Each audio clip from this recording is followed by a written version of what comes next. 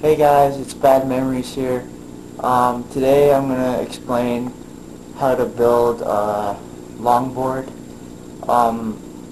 It's not so much an actual longboard, it's more of like a knockoff thing you can do to a regular board.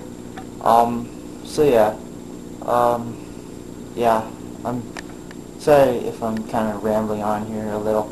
I just came back in from shooting some more footage and stuff of me riding it and other crap and all this stuff.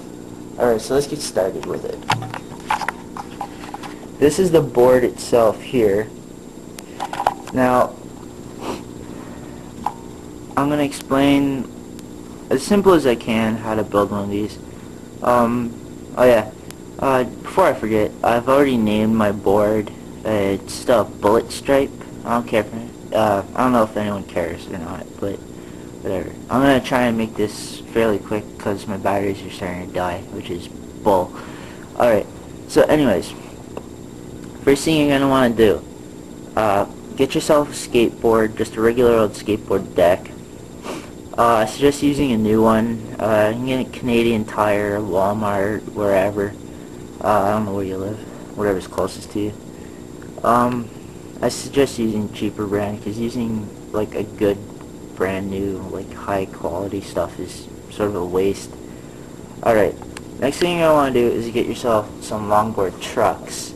You don't necessarily have to use them, but these are what I use. They're Revenge longboard trucks. They're pretty good for the most part. And if you're gonna build one of these, I do suggest using these trucks because you won't have to cut away anything on the board. Any other style of trucks you use, you'll probably have to cut away to prevent wheel bite. Alright, next thing up is the wheels. These are ABEC 11 nose schools. Yeah, they're 65 millimeter, 78A durometer.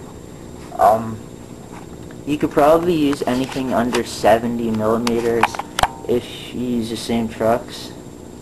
So yeah, first step to making the board is go out, get yourself a board, get your trucks and your wheels, right?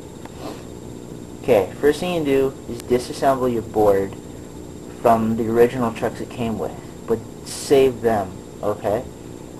First thing you want to do is paint it one color. I'm just going to say red and blue because they're so much different so you can tell. Right, so shoot it in like whichever color first, right? So let's say red. So this part would be red here, right? And then this, and these two areas here would be blue. Alright, once you shot it, let it dry, right? Then what you're going to want to do is get yourself some masking tape. Just normal masking tape. As you can see, this is an exact 2 lines for masking tape. Just put them as close to the original mounting poles, right? And carry the line all the way across from tip to tip. And then just sort of do the same in the middle, but you'll need 2 pieces. So you just carry these lines. Then make sure the tape's on there nice and tight so it won't leak through and smudge or anything, right? Then what you're going to want to do is shoot it in your second color, which would be blue in the case where I'm explaining. Right, once it's all dried, carefully and slowly peel off the tape. Okay? Once you've done that, re-drill your mounting holes. Now, there's a trick to doing this. You can use a spacer for your trucks, right? And just get a C-clamp, put maybe like a face cloth or a piece of sponge or something so it doesn't just like crush the board itself. And just line them up, and it works as like a guideline so you can re-drill. You might have to like fiddle with it a little just to get them on there so it sits perfect. So yeah, you probably won't get it exactly perfect first time. Alright, so once you've done that, flip the board over and countersink where the your hardware is going to go, or your bolt. You want to countersink it so that they sink in. You know how it dips in here? Like a cup, right? And then it goes in. Alright.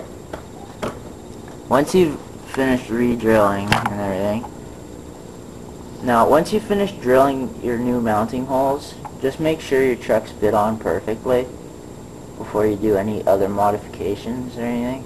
Okay? Now, once you've re-drilled your holes, you can either leave your original mounting holes, which is what I've done, or you can seal them up with wood sealer or do whatever, or you can repaint it, but I don't figure why you would, because it makes it a pretty sweet paint job, even if it's just guidelines to help you, right? So, anyways, carrying on with that,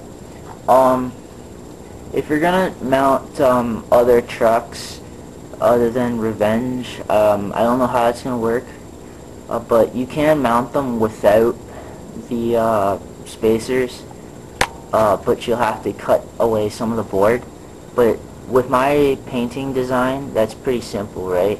You just follow along the edge of the first line here, and then bring it across wherever. You can smooth it out or straight, whatever, right? And that'll work so that you won't have any wheel bite. Alright, so once you're content with your board and everything, mount your trucks on, put your bolts in, tighten it up, right? If you're using Revenge trucks, make sure that the lettering is facing out, otherwise they'll be backwards.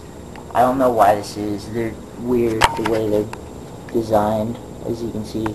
They don't like bend, they twist, really. Alright, so here's a part where you're going to use some of the original parts from the board, right? Now, first thing you're going to want to do is take the trucks from your old board, right? Now, take the wheels off, right? And take the bearings out and put them inside your new wheels.